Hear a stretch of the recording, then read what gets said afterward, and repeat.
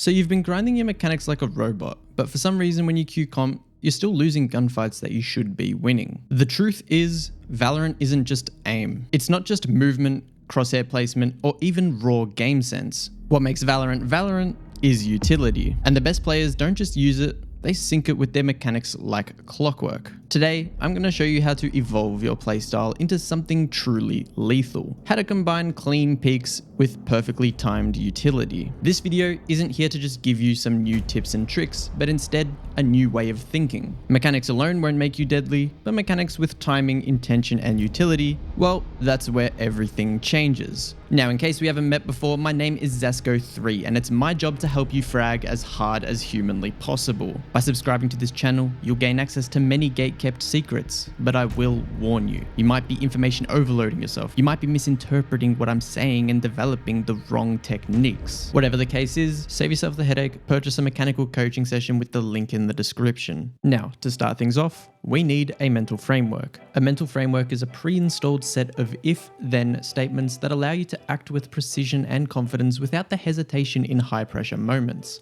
A programmed response to a specific situation trained so deeply it requires zero thought. Most players overthink in the middle of their play. Should I flash now? Should I peek first? They use utility randomly or after the moment has already gone. Sometimes they peek and forget they even have utility, or even vice versa. Your mental framework solves this by combining your mechanics and your utility into fixed combos, freeing your brain to think more about what's happening in the round and less about the basics, which of course leads to a lot more mental clarity. Basically, just imagine every single combo as a piece of code that runs automatically. The idea of today's session is to figure out when the most optimal times to use certain utility pieces are, and then train ourselves to automatically use them in that time so we don't have to think. With each new piece of code, we eliminate decision fatigue, optimize our timing, and amplify our impact. Just like in Muay Thai, you don't stop mid-fight to think, oh, should I throw a roundhouse kick right now? No, you see the signal, you run the combo, and then you return to the flow state. If they parry, then I jab and I low kick their lead leg. No thought, just a trained response. That's exactly what we're doing in Valorant. Your utility is the parry, your mechanics are the kick, and the framework ties them all together into a sequence that you no longer have to think about. Now that you understand the framework that we're trying to create, how do we actually go about installing these pieces of code? In a moment, I'm going to share some combos with you guys and I want you to pick one of them. We're going to start off by drilling it in the range, and then drill it in a custom with some friends. Once it starts to feel a bit more natural, we can try and implement it into our gunfights through TDM or Swift play, and every single time that it goes well, reflect on that, reinforce it, and try and build it into an instinct. The key is to stay persistent and continue allocating a bit of time every single day to this one combo until it eventually burns itself into your subconscious. That's when it'll start to appear in your comp games and you can start working on the next combo. Remember, we're not playing Valorant to react faster, we're training to think slower because the decisions have already been made. You've burnt the if statement into your head, and now all you've got to do is find that trigger in game and you're going to react accordingly. Before you can start to work on any if statements that involve utility, there's a few fundamentals that you need to get down first. As I've discussed in many videos before, if we shoot, then we move. No checking to see if our bullet landed, we just simply tuck back behind cover. This is the secret weapon that allows for so much outplay potential. Secondly, when wide swinging, you must be able to control the impulse to instantly commit the second you see someone, allowing you to get the most value out of your wide swing by utilizing movement to give you an advantage. But again, most importantly, these skills should be downloaded subconsciously. If you can only do it when you're consciously thinking about it, then unlucky, you've got more work to do. But once you've got those fundamentals down and have allocated some time to your mechanics training, you're ready for the next level. Well, first, I've actually got a super cool announcement to make. I've partnered up with Gosu Academy and I'm officially hosting my first ever group workshop. It's going to be a live interactive class where I'll be sharing some of my best kept secrets on how to frag harder, plus answering any questions that you guys throw my way. And the best part, by using the link in the description, you get 30 days of free coaching. Genuinely, we're talking theory sessions crafted by actual franchise team coaches and even rank-based 10-mans that are overlooked by coaches. These guys are legit, and that's exactly why I trust them to help you guys sharpen up your game sense. Again, no upfront cost, just free access to one of the most direct, hands-on ways to become a smarter Valorant player. Click the link in the description to claim your free coaching and lock in a spot in the workshop, and I look forward to seeing you there. Today's theory is going to start with one rule. If you have terrain, then save your get out of jail free card. Last video, I showed you how if you slice your angles one by one and stay close to the wall that you're peeking from, you get a get out of jail free card in your movement. We're going to be making use of that get out of jail free card before we pop our dash so that we can gain the information required to make that piece of utility get the most value possible. We also discussed how starting off your gunfights with a slice allows you the option to tuck back into cover, run forwards, and then swing out wide, breaking the enemy's crosshair placement. Where things get interesting though is after we tuck back into cover and then start running forwards, we actually get a perfect opportunity to pop dash, pop shield, pop a flash, anything that's going to give you an advantage in the wide swing that you're about to take. Now you're not only swinging with the information from the slice and the support from the utility, but you've conditioned the enemy's crosshair, and if you followed the steps to make this skill subconscious, you're doing it without even thinking, so all your brain power is on clicking the head. We haven't even considered the fact that you're probably going to kill them on the first initial peek anyways, so you can really start to see the potential here. What makes this combo so effective is the thought that I've put behind it. I start off with information, I use that information to make an informed decision about whether I can use my utility effectively, I use that utility to take a committed fight, and then I get the kill and escape. Info, util, kill.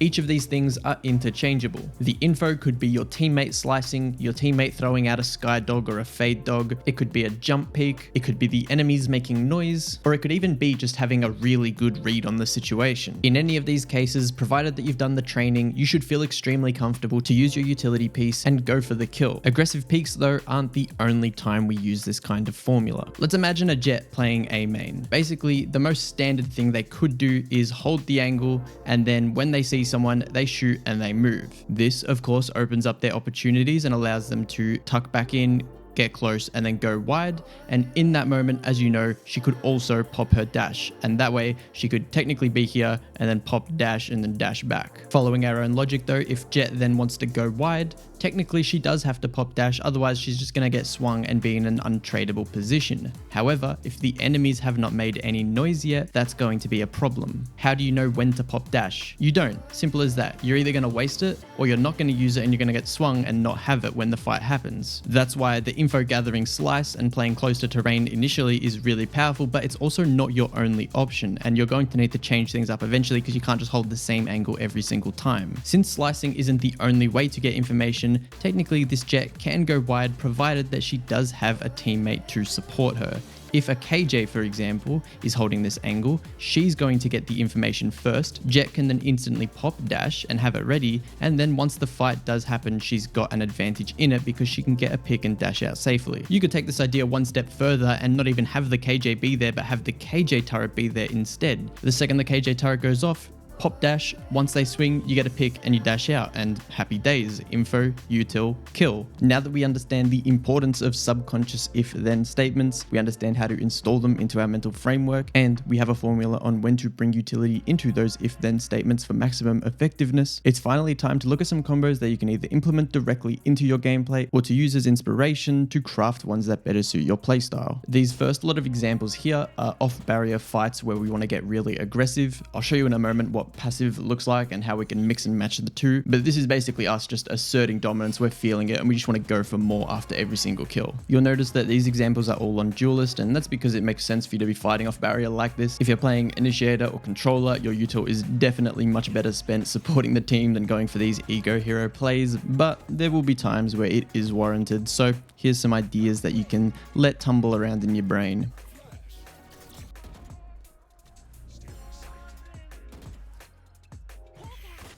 Now, an alternative to getting the initial information, popping your util and going wide, is to get the initial information and then fall back and stay back, but fall back into an off angle and use your movement utility to get yourself out of that.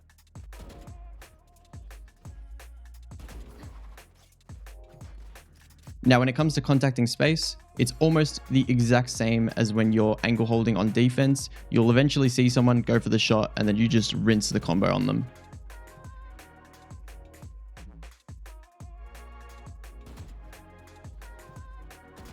Now remember, we're following info, util, commit, kill, escape, whatever, that formula, right? It starts with the info and that's why we're going for the slice, but if you've got that util, you've got that teammate with you, that Sova, that Fade, whatever, walk up, call for the util, and then the second they spot someone, you can just pop dash and go wide, and you can skip the slice. So just get really comfortable when you're with the team playing close to the wall, just as if you're skipping the whole slice and run forward stage. Stay close, they get info, you can go wide and get the kill. Now, something that I wanted to throw in at the end of the video, just because it's really important to understand, is that everything I discussed in the first half about mental frameworks and if-then statements, it's all crucial. It's all very important. One of the biggest differences between the lower elo players and the really high players, or even the difference between Immortal and Radiant, is that yes, the Immortal player can do these things. They can aim, they can click on the head, they can shoot people, they can pop dash and go wide. The main difference is the Radiant player knows exactly when he should do what, and he has these triggers in his brain that just get him to do it, and he doesn't need to think. The decisions are just fast, like touching a hot pan, put your hand off, throw it off, right? Same thing. They angle hold, tuck in, go wide. They've got this mental framework installed, and we need to install that if we want to catch up. We can't just try this combo, have it work in one game, and then forget about it, and then every time we think about it, we use it, you know? That's not good enough. What we need to do is drill this combo into our subconscious so that whenever the time is right, not just when we feel like it's right, whenever the time actually is right, our brain just knows to, just like touching a hot pan, right? Immediately just knows to throw in the combo, and you do it without thinking, and it's automatic. That's what makes like elite players. So your action steps from this video are to put some thought into when you should use what sorts of combos in what situations. Pick one, start training it, and train to use it in the right situation. Don't just use it all the time whenever you think the time is right. Train yourself to only use it in the correct situation, and then train yourself to just do it automatically so that you can just stop thinking about that stuff, and you can think more about reading the game state, reading enemy tendencies, reading better positions you could be playing in, whatever it is, right? Become a smarter player by thinking less about these fundamental basic things. But anyways, that's all she wrote. And I hope you guys enjoyed. Don't forget about booking in a one-on-one coaching session with myself, or also checking out the workshop that I've got going with Gosu Academy. All very exciting things. So all the best. I love you all. Peace out.